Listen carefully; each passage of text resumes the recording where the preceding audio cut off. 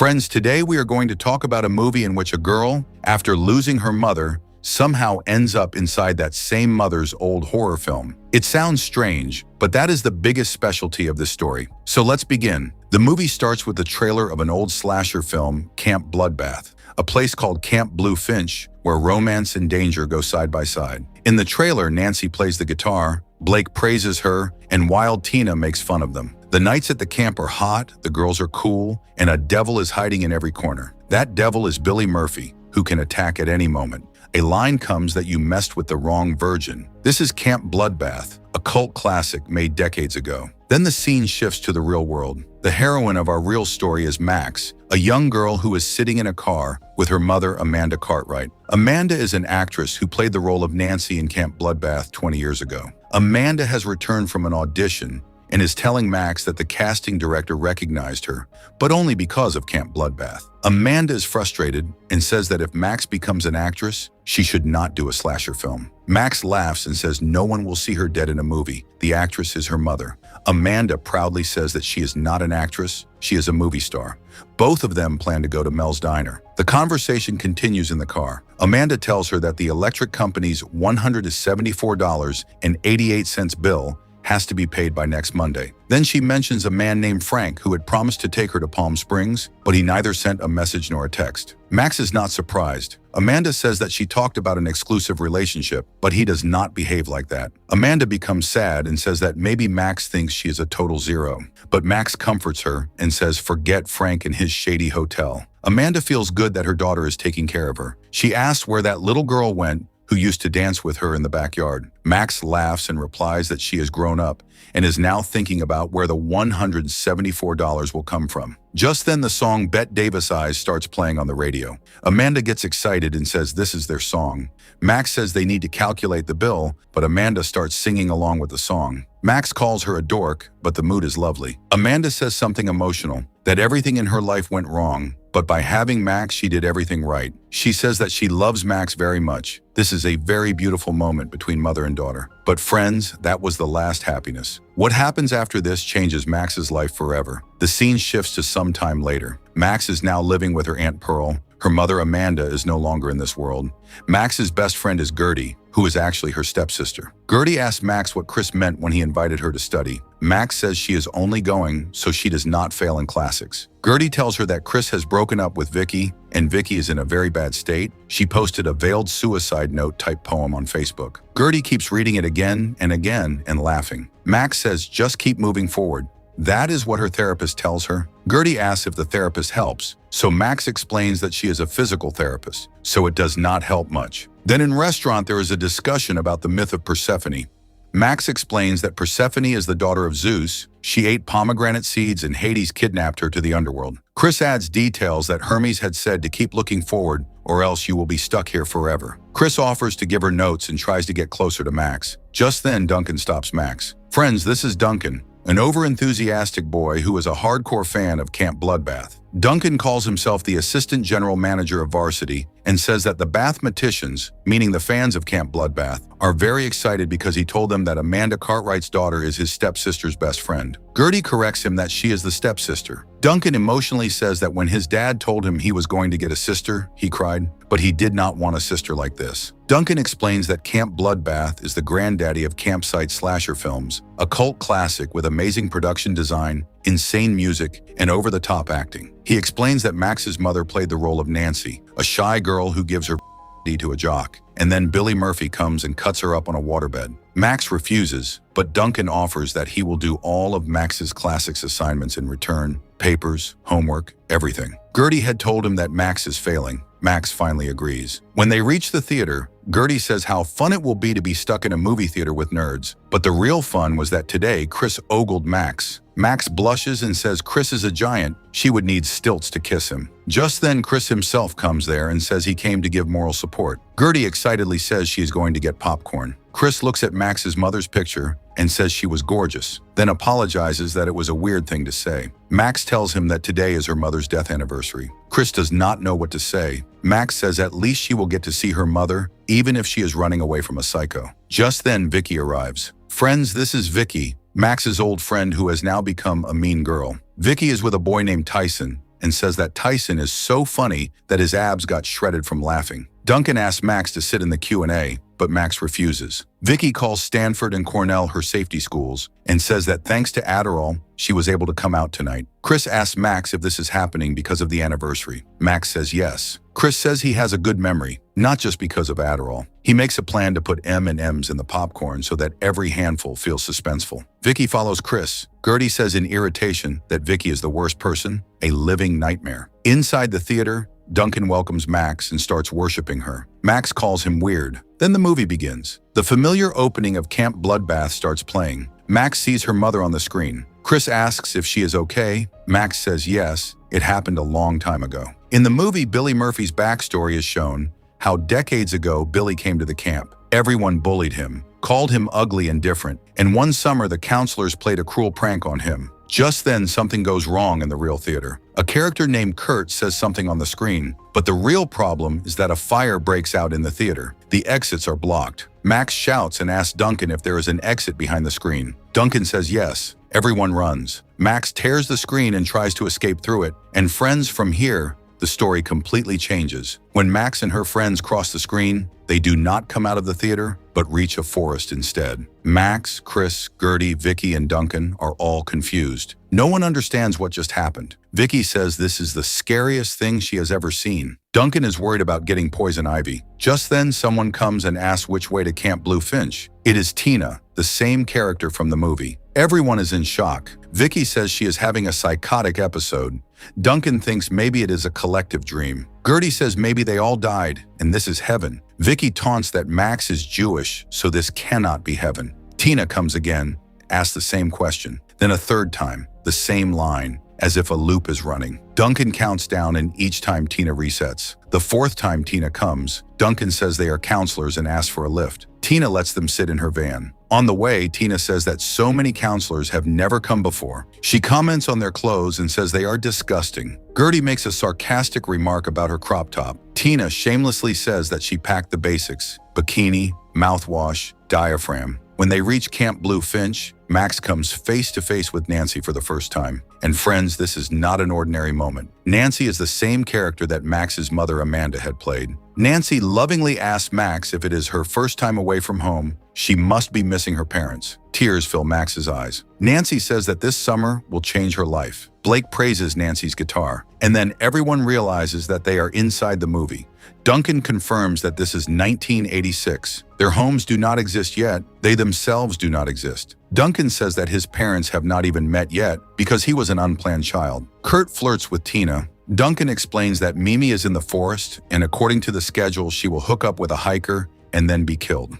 The rule is simple. Whoever has sex in this movie dies. Gertie suggests that they should take the van and run away. Vicky also agrees, but when they ask Kurt for the van, Kurt sets a condition. Chris tries to threaten him, but admits that he has never fought anyone. Kurt says if they find the keys, the van is theirs. Gertie accidentally tells Kurt that he is going to die. Duncan quickly tries to fix the damage. Meanwhile, Nancy asks Max to help her set up some things. Max becomes emotional seeing her because it is the same face, the same voice that her mother had. Nancy says that Kurt told her he likes her and she wants to lose her. Max panics and says that sex is dangerous. It can get you killed. Nancy calms her down and says Tina has done it twice today and she is fine. Max insists that Nancy should stay away from Kurt and keep her shorts on. Just then, Nancy walks toward a cabin where Kurt is, but finding the keys is becoming impossible. Duncan says they will not find them. Suddenly, a scene unfolds in the forest where Mimi meets a hiker. Duncan says Billy is coming. Everyone hears a strange sound. Billy appears and kills the hiker. Everyone runs, but Duncan stays behind. He notices that Billy did not kill him. Duncan forms a theory that since they are not part of the movie, Billy does not know what to do with them. Duncan checks Billy's blood to see if it is corn syrup, but realizes it is real blood. Duncan explains that to get out of the movie, they have to let the movie reach its end. The movie ends when the final girl kills the villain and the credits roll. Duncan says that a girl named Paula will appear in the next reel. She is the final girl who does not die in this movie. The plan is simple. Stay with Paula, let the movie end, and then go home. But then Billy attacks again. Everyone runs. They try to cross the movie's boundary, but the movie will not let them go. Tina keeps repeating the same line again and again. The loop continues. Max understands that the problem is not only Billy,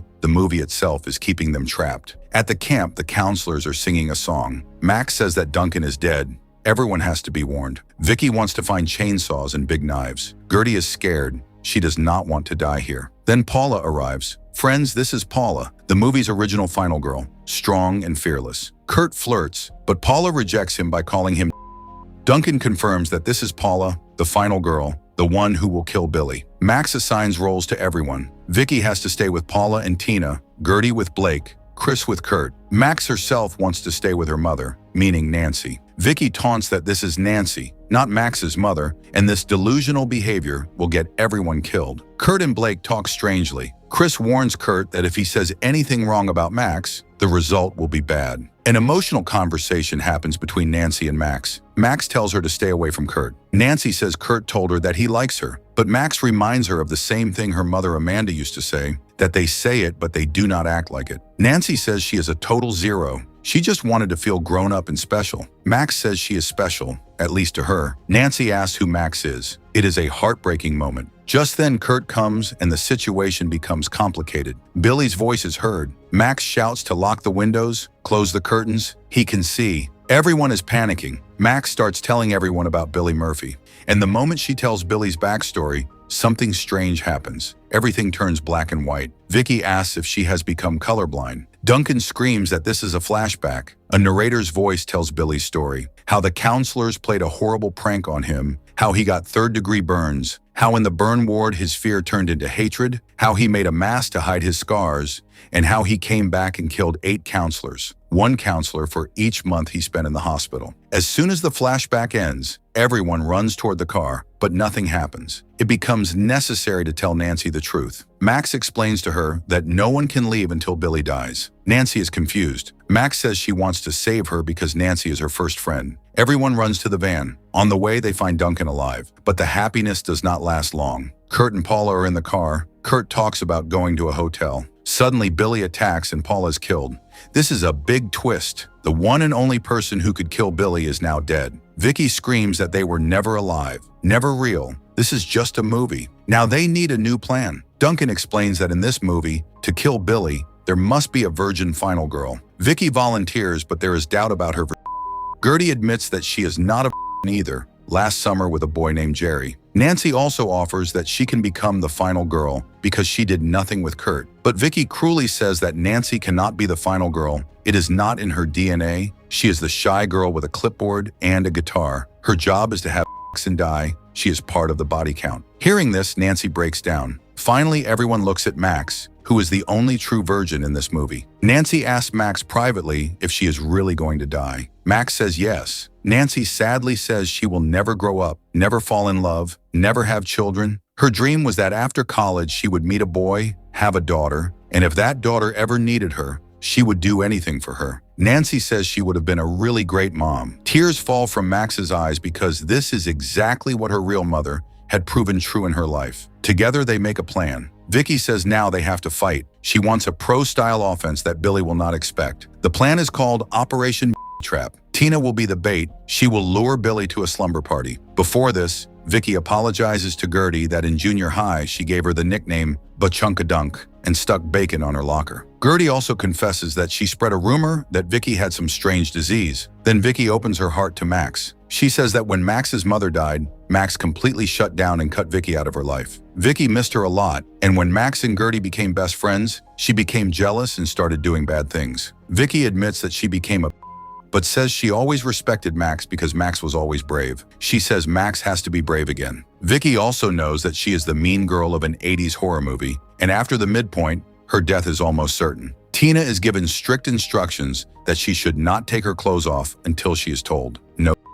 Tina says who is even thinking about sex when she has this rad gadget, meaning Max's phone. She refuses to call it a phone because it has no wire. Another beautiful moment happens between Nancy and Max. Nancy asks if Max's parents must be worried. Max says she never knew her dad and her mother is away. Nancy asks what her mother was like. Max says she was beautiful, she was funny, and she never knew how awesome she was. Nancy notices that Max said was and understands that her mother is no longer there. Nancy gives her a friendship bracelet so Max will not forget her. Nancy says if everything goes fine, she will miss Max a lot. Max gets an idea. She tells Nancy that in the movie, Your death is scripted. But that does not mean you have to die. If Nancy stays alive till the end of the movie, then maybe she can come to the real world with Max. Nancy gets excited. She wants to go to college. She wants to drive a convertible. She wants to go shopping in the mall. Max laughs and says, now people do not shop in malls. They do online shopping. Nancy asks what online is. Max says she invented it. Forget it. Nancy says that in the valley she can become a different person. Start over. But then she asks in fear, what if she could not survive? Max says this time she will survive. But then a problem comes. Tina has eaten Vicky's Adderall, 30 pills. She has become hyper. Everyone talks about re-strategizing, but Chris says the plan will work. Tina is focused. The plan starts. Everyone is in their positions. Totem pole ready, stereo ready, arrows ready. Nancy gets the signal to unleash the beast. Billy is coming.